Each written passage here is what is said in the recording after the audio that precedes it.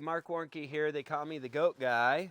And I'm also the founder of the homesteading movement, and which is just kind of an acknowledgement of the holistic look at a piece of land and trying to give back to your community, your land, your family, the planet, humanity, all because you were chosen to be one of the rare few that can hold land, which I think is a beautiful privilege that you and others like us have, and we have like a duty to be thoughtful with that. So anyway, so I wanted to talk to you guys today in the goat world about breeding time of year. These are two breeding bucks. This is Macho and that is Prophet, and both of them are built exceptionally well. These are juveniles. They're only in the 6 to 7 month old range. And they do, all my young ones do my breeding. So my process is I'll bring up my pick of the litter bucklings, I'll let them breed, and then I castrate them after they breed and I turn them into my packers. Right now, if you had a smell-o-meter on your screen, you would realize the stink of a breeding buck. They stink like a skunk. You can smell them from 100 yards away. The reason goats have a reputation of being a stinky animal is this right here. Goats are actually far less stinky than cows and horses and other stock animals. They literally don't have a stink. They have very clean poop, and they have fairly odorless pee, but it seems to disperse really easily.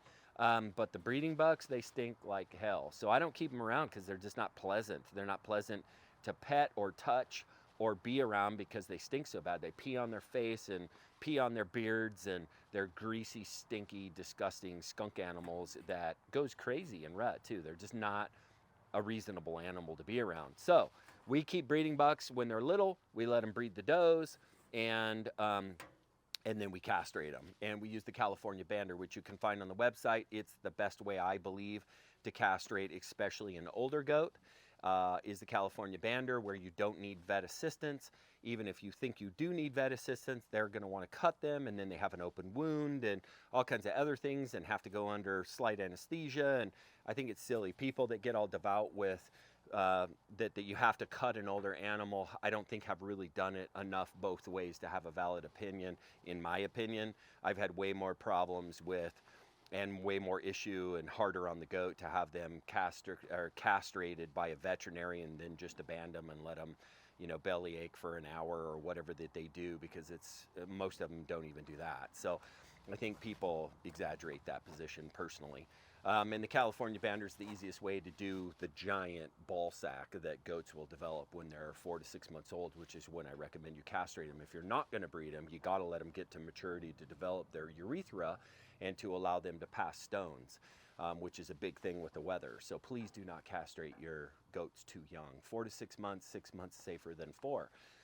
So my main intention of this video was to show you guys kind of how I run my breeding stuff in pool. Now let me mention that we have very in-depth videos on this in all our courses and in our Goat Club membership. So I'm going to kind of hit the high points, and we're going to talk about a generalized strategy, but in terms of the detail and going into the far detail of our stuff, that's for some of the paid content. And I hope you understand that we have to pay the bills and keep our lights on, and that you enjoy the fact that we put an enormous amount of free information out there, and that you're like a lot of people that feel like, hey, I'm glad to pay some money to a guy who helped me a lot before he ever asked me for anything, and he earned it. So hopefully maybe that's how you see it, and if you don't, that's okay too, because our whole goal is to put good information out there and know that blessings will come back whether we ask for them or not, because that's just how God works things. So when we do breeding season, these little breeding bucks and my wethers are who tell me when my does are in season. But I don't want them together because I want to pick which doe breeds to which buckling. So I don't want them in the same pen. What I want to do is have a co-join fence. So if you come over here, you can see this is my doe pen, this is my milking barn. Here's where my birthing pins are, and I use these as breeding pins occasionally as well if I have more than one doe breeding at once. But here's where my does are. Now that doe pin goes around this side and connects over here. And what happens is I wanted this joined fence right here, which if you notice, I have this panel, and fencing in between. Why? because these guys go insane with a hot doe on the other side of that. So does she, for that matter, and they will tear apart anything to get together. So I put a good pin in between them, but I want the does to come over here and stand at the edge and go, woohoo, woohoo, I'm ready. And then I know that she's ready, and she'll be ready for a couple of days. So I only got to catch it on the first day, and these does will come over here. They'll stand either in this corner or at this corner, and they just won't leave these bucklings alone, and the bucklings won't leave her alone. Now I know she's in heat, she's ready to be bred, and we're gonna run her in the system. So this co-joined fence is really critical to know whether a doe's in heat, because these does, when they come into heat, will come over here and entice these bucklings, and believe me, you'll know that they're ready to go. The other thing I want to mention is this is little Pixie. Now Pixie here is this year's doeling. So she is the same age as these bucklings, if you can believe it. That's the difference between girls and boys. People often ask me, can I pack with girls? Well, you can, but you're choosing a much smaller animal, which means they can pack less. Plus they're devoting tons of their energy towards milk and making babies, which makes them not as strong of a packer either. But the other thing is, the rule of thumb is you can't breed a doe until she weighs 70 pounds. And it takes a big doeling to weigh 70 pounds, and it's risky. The risk is that they're going to have a baby that's a boy and it's a solo. And a lot of times, first-year fresheners or doelings on their first pregnancy will only have one baby. And if they have one baby, he's really big, and if it's a boy, it's hard to get him out, and they can get stuck, and both people can die, and it can create all kinds of problems. That first kidding can be quite challenging. So if you have the ability to hold off for 1 year, it's much better on you and on the goat, but it is a long time to wait to breed that doe. So I don't condemn people that breed that first year. I understand, especially if they have big does, but she's not 70 pounds. She's probably 50, and I'm not going to breed her this year. I'm just going to let her grow up and have a good first breeding season her second year. She'll go into heat and she'll cycle, and that's why you have to separate brothers and sisters and all that stuff, or you're going to end up having babies with your little doelings. But that's how we run that system. So your proximity to your bucklings, and remember, when you put a buckling in here, he needs a buddy. So we got 2 bucklings over here and our other 2 bucklings over there. Once the doe comes and identifies herself as being in heat, I take this guy, the one I'm not going to breed, I put him over with the other guys, and then I'll put the doe in here, and then they'll breed in here. Because if those bucklings hear this buckling breeding, because there's a noise they make when they're around a doe, it's like a da da da da da da da noise. And when the other bucklings hear that noise going on, they go absolutely bananas, because they want to be there to be doing the breeding as well. And so it's better to have them to where they can't hear one another, and it makes for the breeding season to be a lot gentler or a lot more peaceful. So anyway, that's some of the thoughts kind of around breeding itself. I always mix my goats based on attributes that I'm trying to breed for.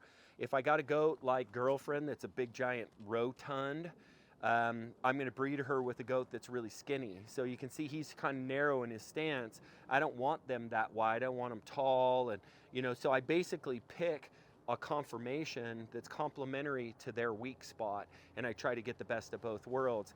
The other thing I'll commonly think about, like attitudes. So if I have a goat that has a tendency to throw aggressive kids, or kids that are super power go-getters, which I like, but too much of that, then you start getting into that realm of risky in terms of temperament, then I'll put them with like a La Mancha cross like Macho. Macho's a La Mancha Oberhausley cross. I mean, that's probably one of the most gentle crosses there are out there, and he's big.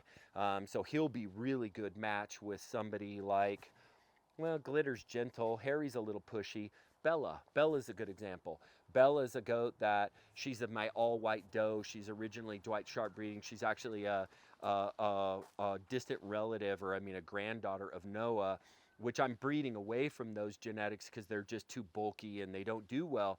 But when I breed them away through goats like this, then I get a really nice happy medium. So I end up with like 1/8 of that original characteristic, which would be Noah, which I like, but only 1/8, and more towards the realm that I'm now breeding for. And we're getting the kids we're throwing now. My 2-year-olds this year You can go back and watch my videos, and I'm going to actually do another one here soon to talk about weights. But my 2-year-olds this year are Blade, who is, if you know my goats, he is a relative of Slick, so one of the best goats I've ever had, my string leader. He's a black La Mancha. And then you have Blade, Solo, who is girlfriend's son, and then we have Dingle, who is Dingle. Yeah, I don't have a good direct relation to mom and dad there. I actually purchased Dingle. So there's Dingle, Solo, and Blade. Blade is a 2-year-old right now, 2.5, weighs 205. Solo weighs 198. And Dingle, who's as big as they are, tall and everything else, but he's skinny, which is what I breed for, and he only weighs 178. So by the way, of those 3 that I'm the most excited about, it's actually Dingle. So people who try to profess like their excitement about pack goats and get all super stoked about these heavyweight goats, I get stoked about a tall, skinny, lightweight goat that has super endurance levels. So that gives you an idea, a different way to think about it. So if you're one of those people that constantly wants to talk about the weight of your goats and that they're super big, I want to know dimensions, and then weight is another component, but I prefer them to carry a lighter body mass than a really heavy body mass. So anyway, so that's kind of some of that strategy.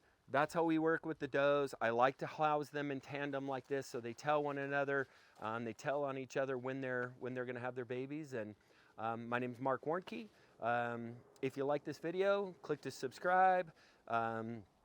Make sure you leave us a comment, and don't forget we have courses in depth on all these subjects, as well as a Goat Club membership that I know all of those are going to save you vet bills. I guarantee you it'll help you to stop creating your own problems, and it'll help you to solve problems when they show up without having to call the vet.